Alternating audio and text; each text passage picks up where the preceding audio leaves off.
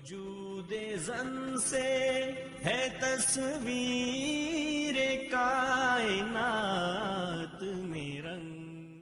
السلام علیکم ورحمۃ اللہ وبرکاتہ. وعلیکم السلام ورحمۃ اللہ وبرکاتہ.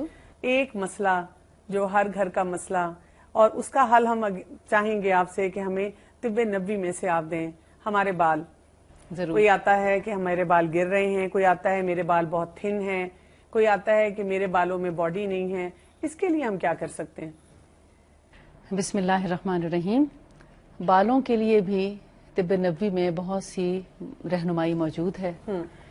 سب سے پہلی بات تو ہمیں اس کی صفائی ستھرائی کا خیال کرنا چاہیے. اگر ہم ہر روز بال نہیں دھو سکتے تو کم از کم 1 یا 2 دن کے بعد ان کو ضرور دھو لیں. یعنی اگر سخت سردی بھی ہے تو ان کو دھونا ضروری ہے, کیونکہ جب گندے رہیں گے تو اس کے اندر آف کورس کے بیکٹیریا یا کوئی بھی گندگی جو پیدا سب سے بڑی گندگی تو جوئیں ہیں. اور میرا خیال ہے ہر گھر کا یہ بھی مسئلہ ہے, آپ بچے کو اسکول بھیجتے نہیں ہیں جی تو وہ میرا خیال ہے پورے جتنا ٹائم آپ نے ہوم ورک کرانا ہے اتنا ٹائم جوئیں نکالنے کی جدوجہد میں بھی گزارنا ہے. بالکل صحیح. جیسے ہی بچہ اسکول جاتا ہے تو جوؤں کو تحفہ لے کے آتا ہے. اب جوؤں کے علاج کے لیے بھی بہت اچھی رہنمائی موجود ہے. ٹھیک ہے. میں آپ کو بتاؤں کہ جب بھی بچہ ہو یا بڑا اس کے سر میں جوئیں پڑ جائیں, بہت ہی آسان نسخہ ہے.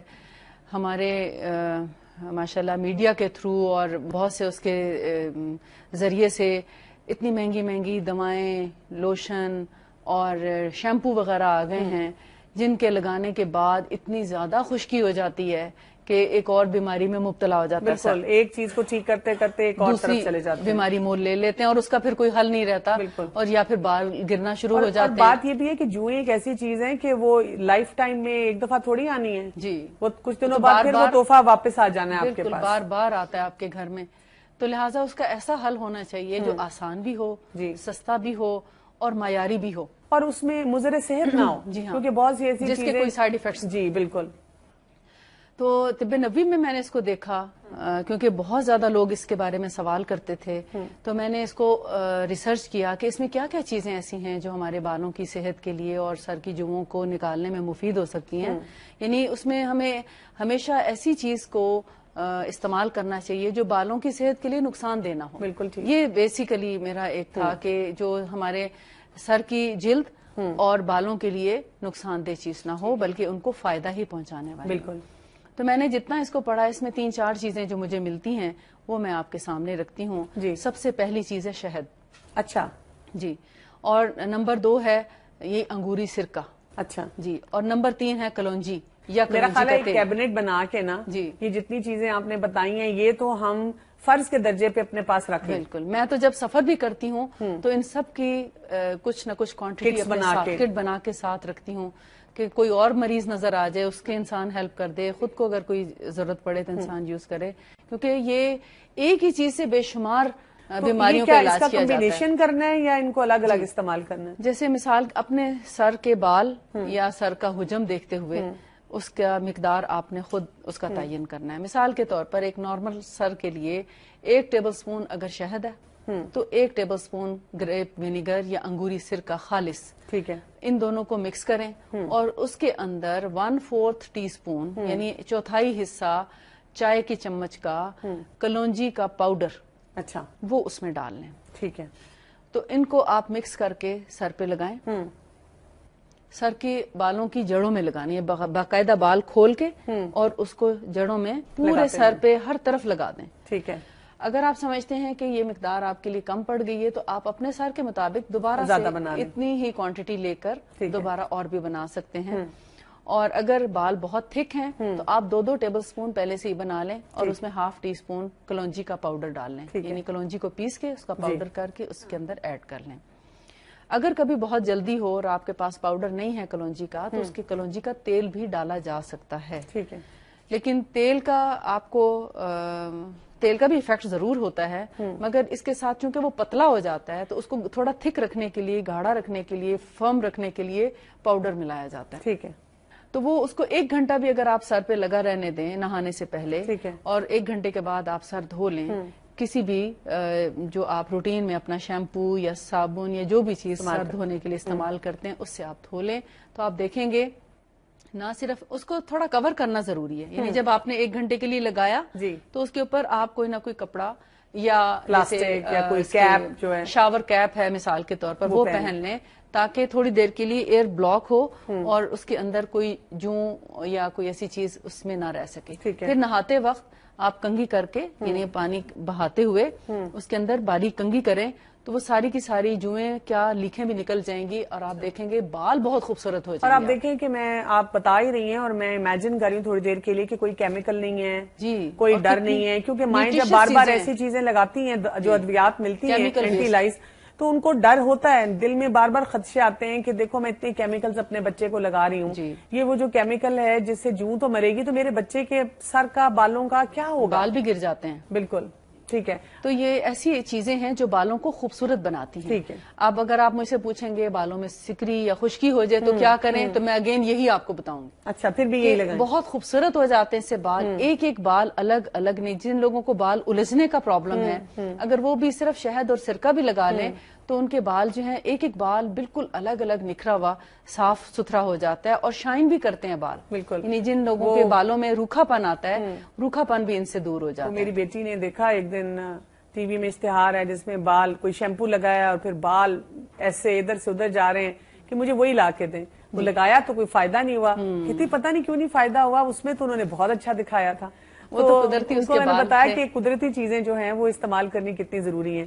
اچھا گرتے ہوئے بالوں پہ سے ہم نے بات شروع کی تھی لیکن وہ وہی رہ گئی، اس میں ہمیں بتائیے کیونکہ بہت لوگ آتے ہیں ڈاکٹرز کے پاس بھی، کلینکس میں بھی کئی دفعہ کہ میرے بال بہت گرتے ہیں. جیسے بچیاں پڑھ رہی ہوتی ہیں، بچے امتحانوں میں پڑھتے ہیں، وہ کہتے ہیں گرتے ہیں، اس کے لیے کیا کیا جائے؟ بالوں کا گرنا 2-3 قسم کا ہے. ایک تو ایلوپیشیا کا مرض ہے جس میں بالچر جس کو ہم کہتے ہیں، گول شکل میں بال جو ہیں مختلف جگہوں پہ پیچز گر جاتے ہیں، اس کا علاج الگ ہے. ٹھیک ہے. پھر ایک ہے جنرلی بالوں کا گرنا، جیسے کسی بیماری کے بعد بال گرنا شروع ہو جاتے ہیں، بچے کی پیدائش کے بعد بال گر جاتے ہیں، ٹائیفائڈ کے بعد بال گرتے ہیں، کوئی بھی سویئر ڈیزیز ہو اس کے بعد بال گرتے ہیں. اور تیسرا ہے جینیٹیکلی بالوں کا گرنا. اچھا. یعنی موروثی طور پر جس فیملی میں بال گرنے کا ایک چلا آ رہا ہے تو ان لوگوں کے بال گرنے. جو موروثی چیز ہے اس کو ہولڈ تو ہم کر سکتے ہیں لیکن ہم اس کو بچا نہیں سکتے یا اس کی ری گروتھ کرنا انتہائی مشکل. یعنی اگر آپ نے جتنی مرضی ٹنڈیں بھی کروا لی، بال اتروا لیے بار بار پورے سر کے، وہ پھر آپ کہتے ہیں میں نے تو 6 دفعہ بچے کے بال اتروائے تھے لیکن پھر بھی کم آئے. اور آپ یہ نہیں دیکھ رہے کہ والدہ کے بھی کم ہیں، والد کے بھی کم ہیں.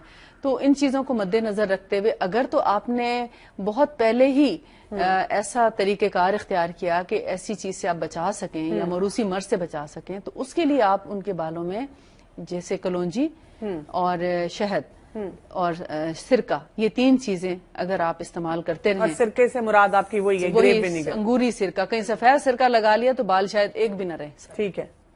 اس لیے سفید سرکہ بہت سخت نقصان دہ ہے، اس کا استعمال کبھی بھی جسم پہ نہ کریں.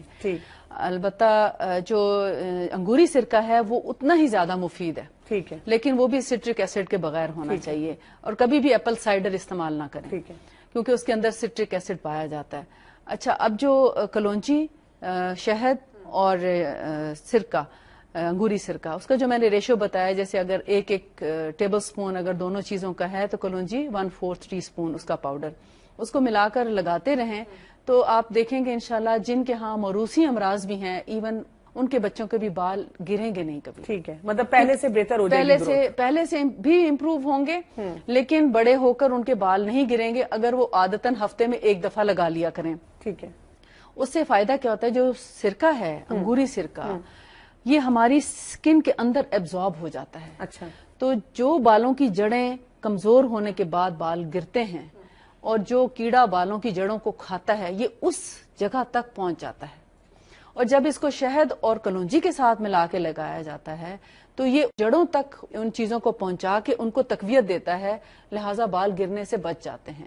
یہ اس کی لاجک ہے. اچھا کچھ کھانے میں بھی ایسی چیزیں ہوتی ہیں جو ہمیں بڑھانی چاہیے اگر ہمارے بال گرتے ہیں یا کمزور ہیں یا شائن نہیں ہے اس میں؟ جی، بالوں کو گرنے سے بچانے کے لیے جو چند ایک چیزیں میں نے اپنی زندگی میں دیکھی مفید پائیں، اس میں سیب بہت اچھا ہے، دودھ کا استعمال ہونا چاہیے. اس کے علاوہ مچھلی جو ہے اسکن کے ساتھ کھانی چاہیے. اچھا. مچھلی کو ہم عام طور پہ دیکھتے ہیں کہ فلے تو ہم بنوا لیتے ہیں, اسکن ساری اتار کے پھینک دیتے ہیں, جبکہ اسکن بہت ضروری ہے. اسی کے اندر وائٹامن ڈی پایا جاتا ہے. وائٹامن اے اور ڈی مچھلی کی اسکن سے حاصل ہوتا ہے. اس کے علاوہ اور بہت سے وائٹامنس ہیں ہماری, اسی سے ہماری اسکن اپنی اچھی ہوتی ہے, ہمارے بال اچھے ہوتے ہیں, ہماری اسکن شائن کرتی ہے. اور جب ہم اسکن اتار کے پھینک دیتے ہیں تو ہم بہت سی چیزوں سے محروم ہو جاتے ہیں, یعنی پوری غذائیت ہمیں نہیں مل پاتی. اچھا, بالوں کا ایک اور بڑا دکھی مسئلہ, اور اس سلسلے میں بہت سی بہنیں ہماری خاص طور پہ بہت پریشان رہتی ہیں کہ جب ایک عمر کا وہ حصہ آتا ہے کہ آپ کے بال جو ہیں وہ سفید ہونا شروع ہو جاتے ہیں. اب وہ بالوں کو کلر بھی لگانا چاہ رہی ہیں, لیکن وہ سمجھتی ہیں کہ شاید یہ لگانا ٹھیک بھی نہیں ہے, تو ان کو بالکل سمجھ نہیں آتی ہے کہ ہم کس طرح کلر کریں. اور کئی دفعہ ویسے بھی بالوں کے لیے جیسے خوبصورتی کے لیے کوئی کلر چینج کرنا چاہ رہا ہے, تو اس میں ہمیں طب نبوی میں سے کیا رہنمائی ملتی ہے؟ طب نبوی میں جہاں تک بالوں کے رنگنے کا تعلق ہے, اس میں جو پسندیدہ چیز ہے وہ ہے مہندی. اچھا. یعنی مہندی لگا کر بالوں کو رنگ کیا جا سکتا ہے. ٹھیک ہے. لیکن جس چیز سے منع کیا گیا ہے وہ ہے کالا رنگ. یعنی بلیک کلر کا استعمال جو ہے وہ ہم بالوں پہ نہ کریں, کیونکہ اس سے ہم ایک طرح سے اپنی عمر کو بھی چھپا رہے ہوتے ہیں. شاید یہ بھی کچھ وجہ ہوگی. یعنی وہ براؤنش کلر لے سکتے ہیں. جی, براؤنش کلر لے لیں, اور ایسے کلر لیں جن کے اندر امونیا نہ ہو یا اس کی مقدار بہت کم ہو, کیونکہ امونیا جو ہے وہ ہمارے جلد کو بہت زیادہ نقصان پہنچاتا ہے اور بہت زیادہ ڈائی